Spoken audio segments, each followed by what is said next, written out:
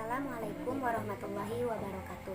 Alhamdulillahirabbil alamin wa bihi nasta'in wa ala umurid dunya waddin wassalatu wassalamu ala asyrofil anbiya'i wal mursalin wa ala alihi wa sahbihi ajmain, amma ba'd. Pertama-tama dan yang paling utama, marilah kita ucapkan syukur kepada Allah Subhanahu wa taala di mana telah memberikan kita beribu-ribu nikmat, 3 diantaranya yakni nikmat iman, Islam dan ihsan.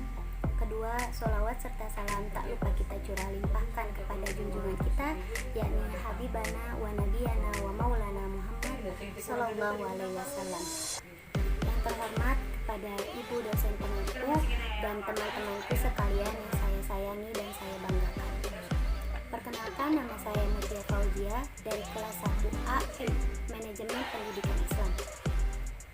Di sini saya akan memaparkan materi tentang sejarah penulisan dan pembukuan hadis. Sejarah penulisan dan pembukuan hadis itu dibagi menjadi 3 periode. Pertama itu penulisan hadis pada masa Rasulullah SAW. Kedua itu periwayatan pada masa sahabat. Yang ketiga yaitu pembukuan pada masa tabi'in. Yang pertama yaitu penulisan hadis pada masa Rasulullah SAW. Pada masa ini sebenarnya Rasulullah SAW melarang sahabat untuk menulis hadis karena beliau khawatir hadis dan Al-Quran akan bercampur. Bahkan ada hadis yang melarang untuk penulisan hadis. Diriwayatkan oleh Abu Sa'id Al-Khudri bahwa Rasulullah SAW bersabda, "Janganlah engkau tulis tentang aku. Barang siapa yang menulis tentang aku selain Al-Quran maka hapuslah." Hadis riwayat Muslim. Namun ada kesempatan lain di mana Nabi mengizinkan untuk menulis hadis, seperti pada peristiwa Fathul Makkah. Saat itu Rasulullah SAW sedang berkhutbah. Kemudian ada seorang laki-laki dari Yaman berkata, "Tuliskanlah aku." Lalu Rasulullah SAW pun bersabda, "Uktubu li Abisyah," yang artinya tuliskanlah untuk Abisyah, karena laki-laki dari Yaman tersebut bernama Abisyah. Sebenarnya ada beberapa sahabat yang memiliki buku catatan yang berisi hadis-hadis Nabi. Di antaranya yaitu Ali bin Abi Thalib dan Abdullah bin Amr bin Al-Ash.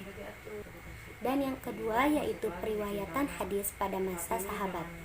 Pada masa sahabat, sebenarnya hadis-hadis belum dibukukan, karena pada saat itu para sahabat memfokuskan diri untuk membukukan Al-Quran.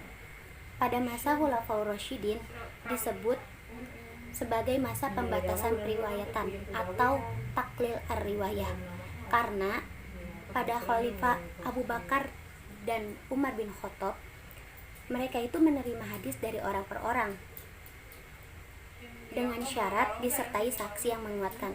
Apabila ada orang yang melaporkan hadis atau memberitahu tentang hadis tapi tidak disertai dengan saksi yang menguatkan, maka hadis tersebut tidak sah. Dan yang ketiga yaitu pembukuan hadis pada masa tabi'in.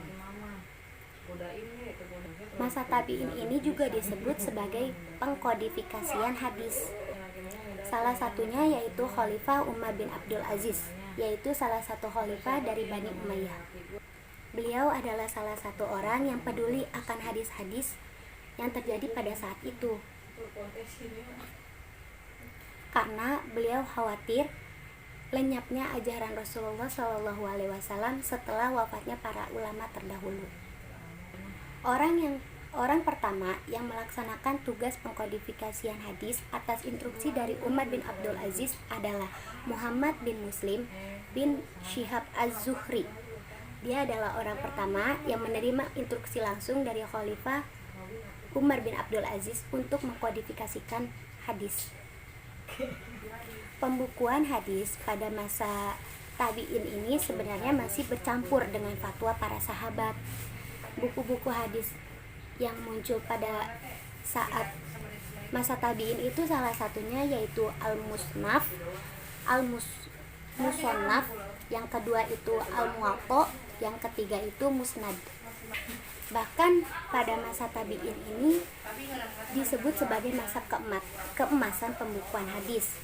Sebab pada masa ini ulama memisahkan hadis Nabi dengan hadis yang bukan Nabi, dan telah berhasil pula menyaring sehingga dapat memisahkan antara hadis yang sahih dan hadis yang bukan sahih.